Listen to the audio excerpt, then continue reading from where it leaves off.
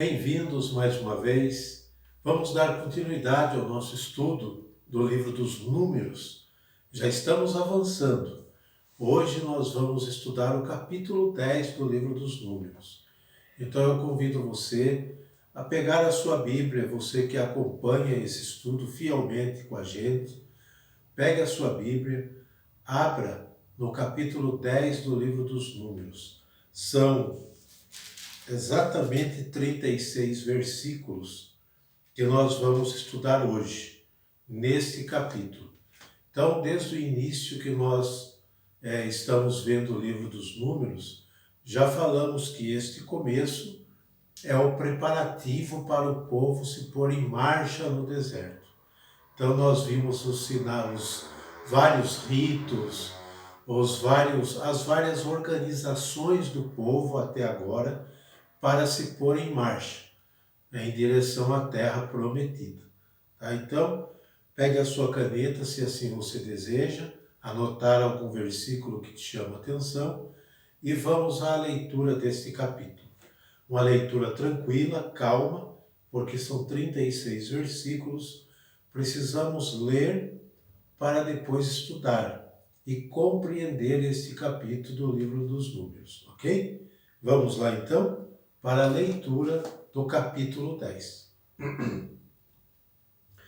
O Senhor disse a Moisés o seguinte: Faze para ti 2 trombetas de prata, faze-as de prata batida. Elas te servirão para conservar, ou melhor, para convocar a assembleia e dar o sinal de levantar o acampamento. Quando elas soarem, toda a assembleia se reunirá junto de ti, à entrada da tenda de reunião. Se tocar uma só, virão e se juntarão a ti os príncipes, os chefes de milhares em Israel. Quando tocares com força, partirão aqueles que estão acampados ao oriente. E quando tocares com força uma segunda vez, partirão aqueles que estão acampados ao meio-dia. O sinal para a sua partida será um toque de alarme. Para convocar a assembleia, tocareis também, mas não com o toque de alarme. São os filhos de Arão, os sacerdotes, que tocarão as trombetas. É uma lei perpétua para vós e vossos descendentes. Quando na vossa terra sairdes à guerra contra inimigos que vos atacarem, tocareis com força as trombetas, e o Senhor vosso Deus se lembrará de vós, e sereis livres dos vossos inimigos. Nos vossos dias de alegria, vossas festas e vossas luas novas, tocareis as trombetas, oferecendo os holocaustos e os sacrifícios pacíficos, e elas vos lembrarão a memória de vosso Deus. Eu sou o Senhor vosso Deus. No 20º dia do segundo mês, do segundo ano, levantou-se a nuvem do tabernáculo do testemunho. Os israelitas puseram-se em marcha e partiram do deserto do Sinai, e a nuvem parou no deserto de Farã.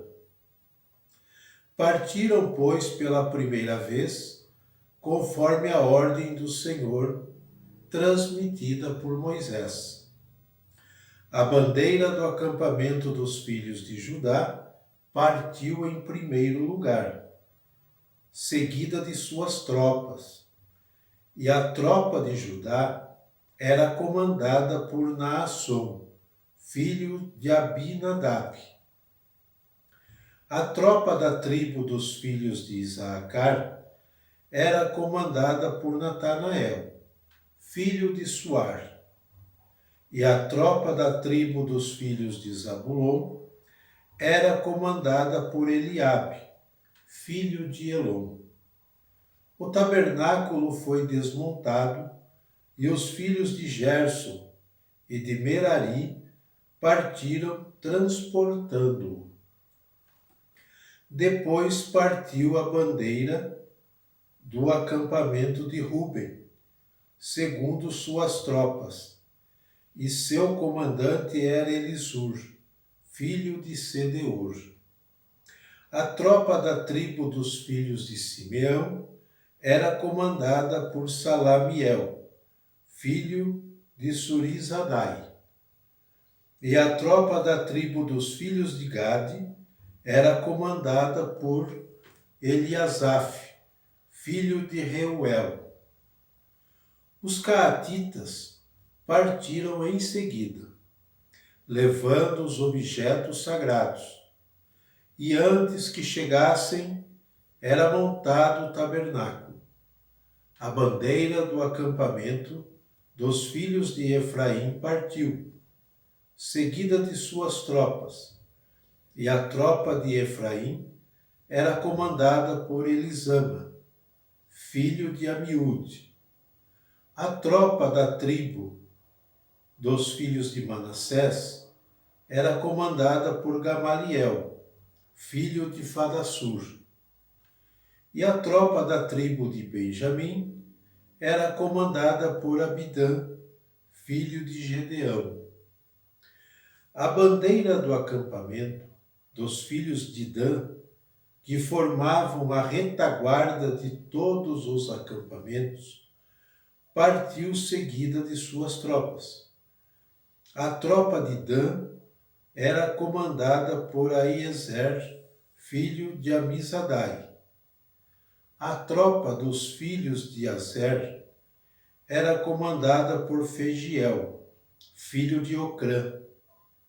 E a tropa dos filhos de Neftali era comandada por Aíra, filho de Enã. Essa foi a ordem de marcha dos israelitas, divididos em tropas, quando levantaram acampamento. Moisés disse a Robabe, filho de Raguel, o madianita, seu sogro: nós partimos para o lugar que o Senhor nos prometeu dar. Vem conosco, e te haveremos de tratar bem, porque o Senhor prometeu fazer bem a Israel. Robabe, porém, respondeu-lhe: não irei contigo, mas voltarei para a minha terra e para junto de minha família. Moisés replicou: rogo-te que não te separes de nós. Conheces os lugares onde podemos acampar no deserto, e nos servirás de guia. Se vierdes conosco, dividiremos contigo os bens que o Senhor nos der. Partiram da montanha do Senhor e caminharam 3 dias. Durante esses 3 dias de marcha, a arca da aliança do Senhor os precedia, para lhes escolher um lugar de repouso. A nuvem do Senhor estava sobre eles de dia, quando partiam do acampamento. Quando a arca se levantava, Moisés dizia: levantai-vos, Senhor, e sejam dispersos os vossos inimigos. Fujam de vossa face os que vos aborrecem. Quando, porém, se detinha, dizia: voltai, Senhor, para a imensa multidão de Israel. Daqui, esta é a leitura do capítulo 10 do livro dos Números. Como eu disse para vocês, nós estamos vendo o povo que está se colocando em posicionamento de marcha. E como nós vimos, foi uma estrita e importante organização desse povo. O povo foi dividido em tropas, precedida sempre pela Arca da Aliança. Assim conclui para nós a leitura sobre a organização neste capítulo. A Arca da Aliança, ela representa Deus. Então Deus precede, Deus vai à frente e o povo caminha atrás dele no deserto, tá? Então vamos lá. No versículo de 1 a 10 deste capítulo, nós temos as trombetas, que é a ordem de Deus para Moisés para que faça 2 trombetas para ele, tá? Junto com as sessões anteriores, esta indicação sobre as trombetas e a última instrução dada para que se inicie a caminhada pelo deserto, assinalando a disciplina. Aqui nós temos uma disciplina que deve reinar na comunidade. Então, tudo por ordem de hierarquia, as tribos divididas em tropas. Então, é uma organização, é uma disciplina que deve reinar na comunidade israelita. Ok?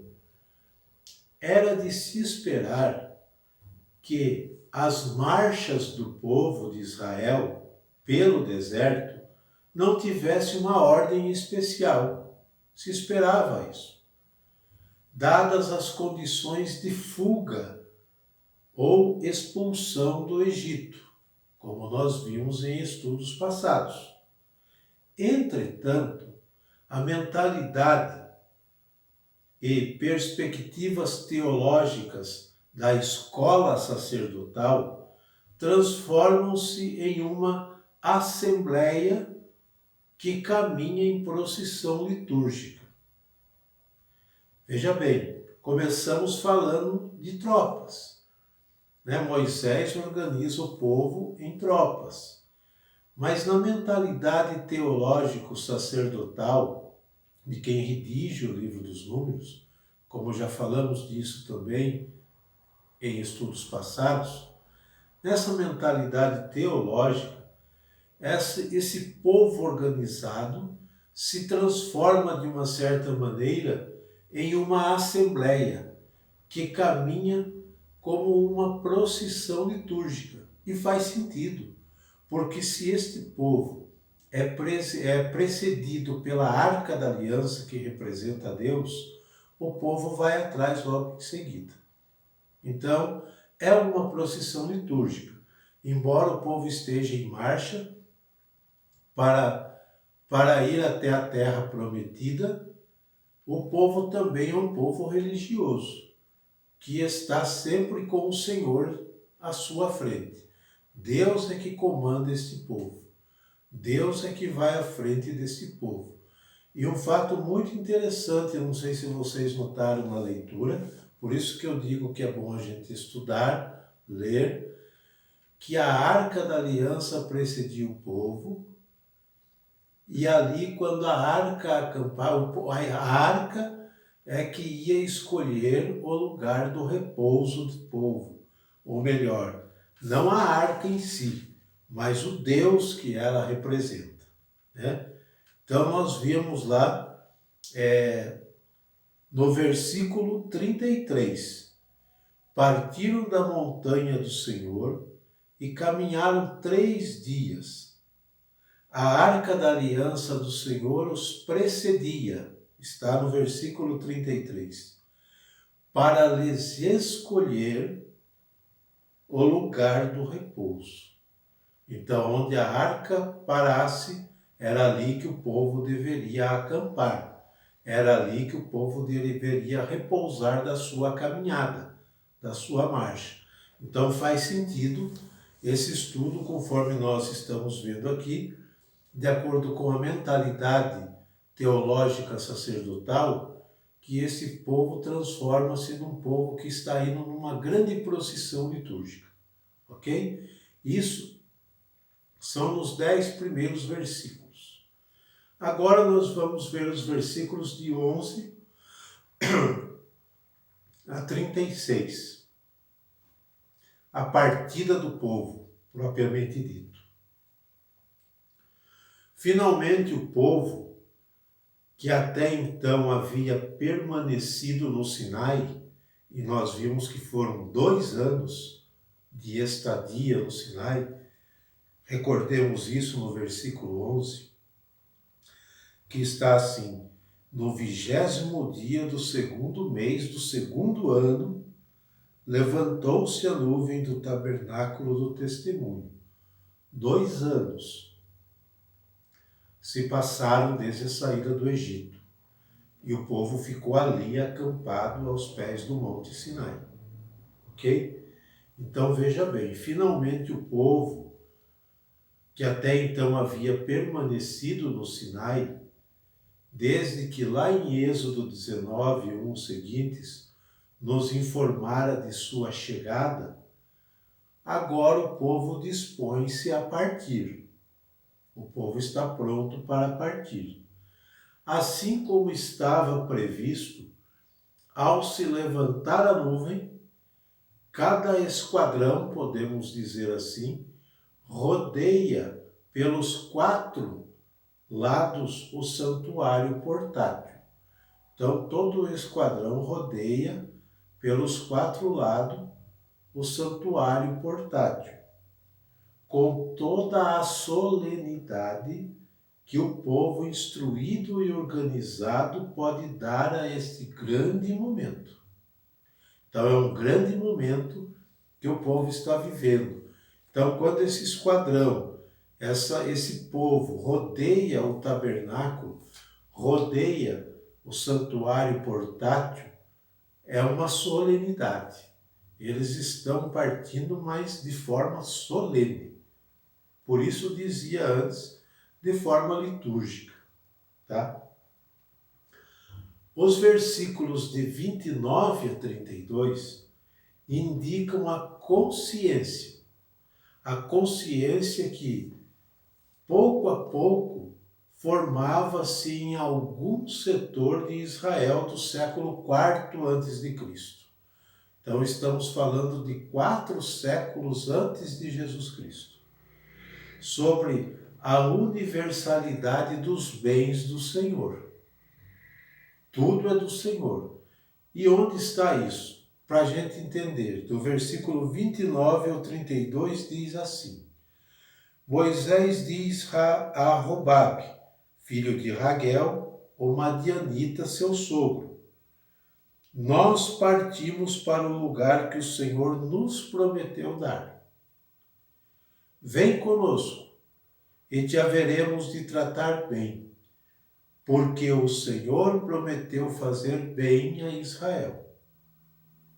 Até o 32 nós vamos ler. Robabe, porém, respondeu-lhe: Não irei contigo, mas voltarei para minha terra e para junto de minha família. Moisés replicou: Rogo-te que não te separes de nós. Conheces os lugares onde podemos acampar no deserto, e nos servirás de guia. Se vierdes conosco, dividiremos contigo os bens que o Senhor nos der. Então, o que nós dissemos no estudo?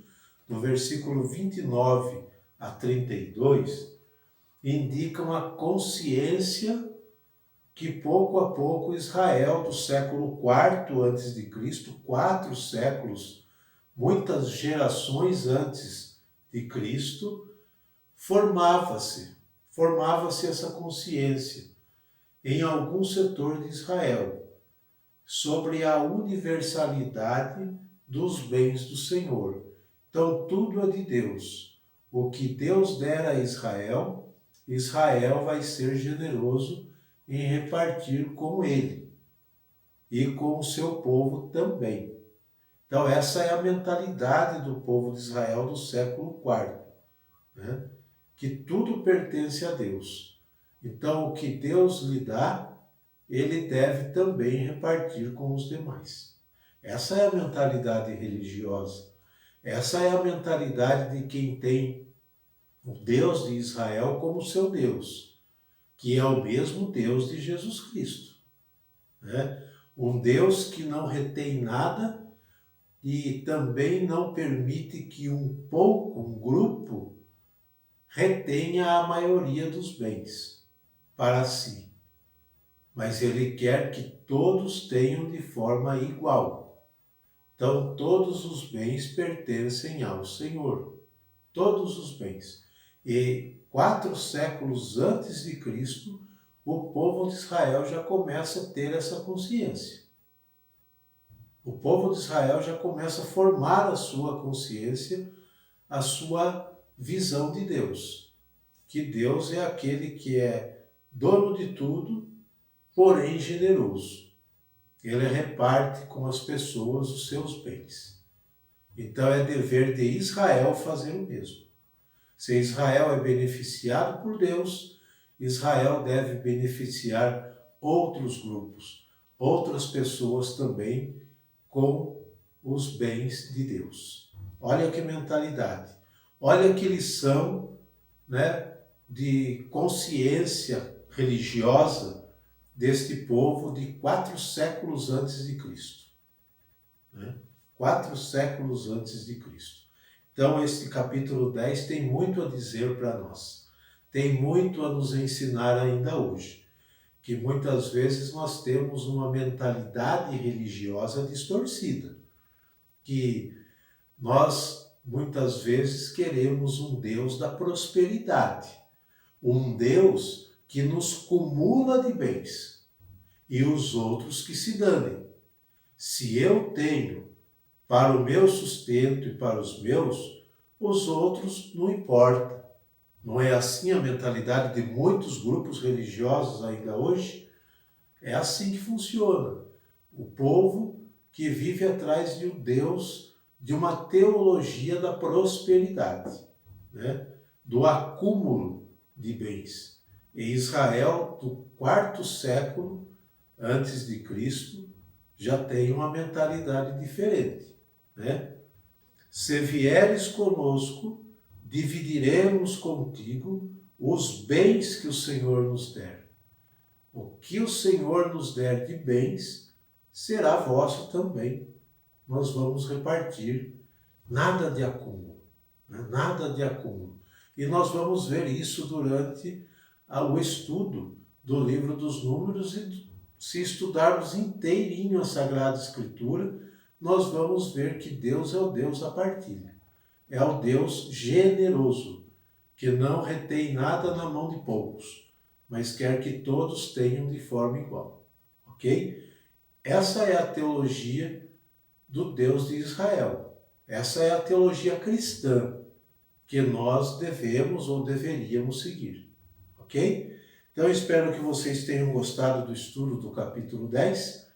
Espero vocês para o próximo estudo, que é muito interessante também. Capítulo 11, são 35 versículos também, é grande, e vai falar sobre a murmuração do povo. O povo nunca está contente, o povo nunca está satisfeito. Sempre tem alguma picuinha para reclamar, e reclamar de Deus, tá? Espero vocês para o próximo estudo. Um abraço a todos e até lá.